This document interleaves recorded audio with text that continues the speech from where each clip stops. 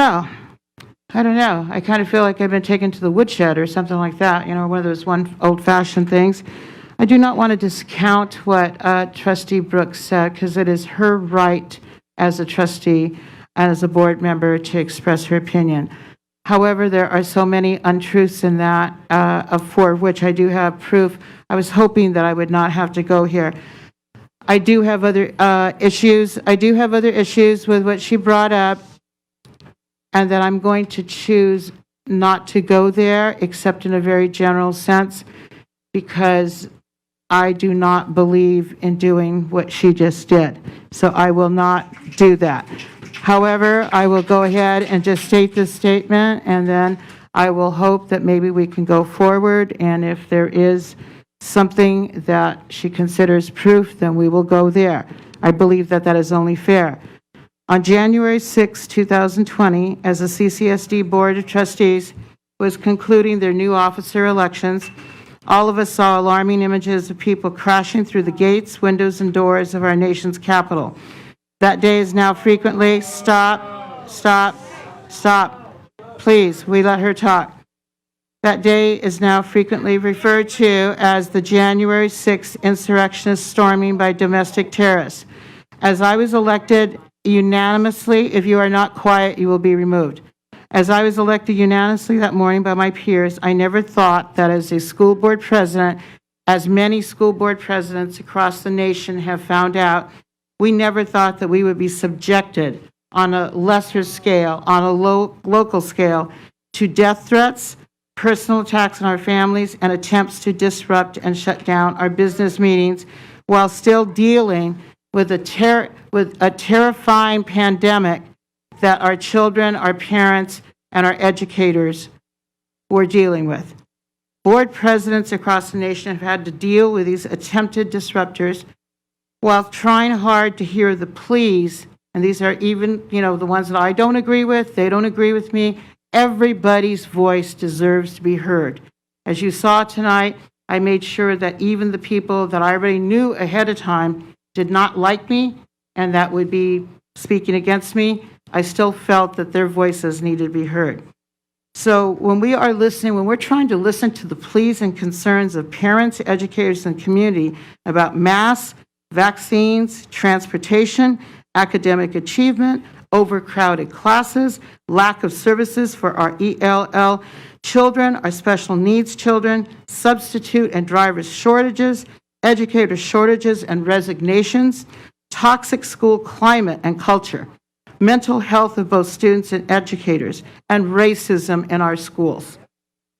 We dealt with these challenges, and I'm proud to say that we have never had a meeting shut down or failed to complete the agenda, but much work remains to be done, as you saw tonight, starting with us. Regarding the many issues that I just cited, our educators and our parents and our community deserve much of the credit for everything that they did to get us through this pandemic. And this includes all our educators, from the support professionals all the way up to the top level administrators. I don't think this next sentence is probably necessary, but since it's part of this, I will state it.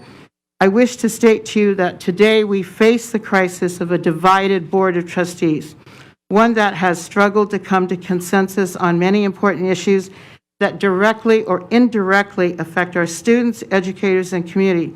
As a result of this division, caused by many factors, I have no choice but to sadly but adamantly refute and deny as truth many of the statements that have been made in a letter released publicly by Trustee Lola Brooks in support of an agenda item requesting that I be removed as board president. The fact that this item was added very soon after another agenda item concerning the superintendent's employment was disheartening. I'm not going to say that it wasn't. Such a blatant display of retaliation occurring during a time when many of our students and our educators are stating and reporting that intimidation and retaliation openly exists in our district is distressing. Our schools are not okay.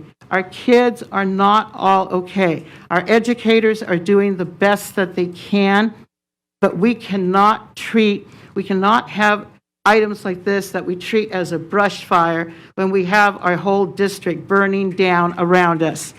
This is something that no longer can be ignored. We must address it.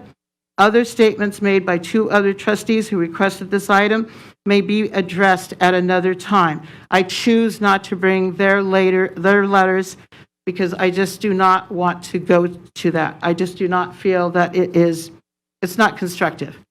As a therapist, as a former mediator at family court, it is just not constructive. In closing, as board president, I have made mistakes. So I take issue with, maybe Trustee Brooks did not watch my press conference, but I admitted several times I was asked very pointed questions that I need to be asked. I need to be accountable. We all need to be accountable. When all of you were addressing these issues, I thought about that. And I thought about, I can't ask other people to be accountable. I can't ask other people to be transparent if I am not going to be that. But I will take responsibility for the mistakes that I've made, and there have been mistakes. But I will not stand by while blatant lies are told about me that are absolutely not true. I've tried my best to place the interests of our students, educators, and community first because you are the ones who elected me, and they elected me to represent them, not the one single employee that the trustees supervise. That is not who elected me. It is my hope that after this, that we can get to a better place. Many of you said what needed to be said, and that's that you're tired. And I don't blame you. You're tired of seeing the bickering, the long meetings, and the circling around over and over and over again. I've had former students from both the university and from basic high school, where I taught for 15 years. They've written to me, and they've said, Miss C, if we would have acted like the people are acting in your meetings and on the Board of Trustees, excuse my verbiage, but I'm going to quote them. They said, you would have kicked our asses out of there so fast, our heads would have spun. And they are horrified. And we have children that were here tonight when they were seeing all of this that was going on. So thank you for being here today. Again, I appreciate all the kind comments. I will say, I'm going to stick to what I said before about not going, I call it going into the weeds as far as allegations. But on some of the statements that were made by Trustee Brooks, I will have further comments to make in the future having to do with faces and some of the things that happened behind the scenes there. I will have comments to make about redistricting and some of the things that happened behind backdoor deals. For those of you who don't know, the superintendent has no authority over redistricting, just the trustees.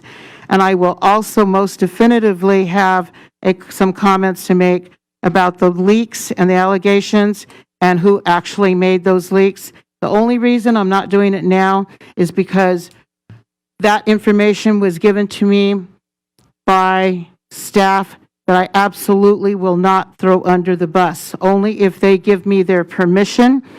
I was given this information on the premise that I would not throw anybody under the bus. And these are people all the way from support professionals, but most of them came from directors and all the way up. And they were terrified that something would happen, that they would lose their jobs.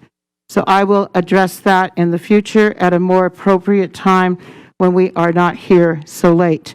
But those are, I do want you to keep that in mind, that it has to do with faces, redistricting, and leaks to CCEA, for which one of my colleagues was blamed and was not guilty of.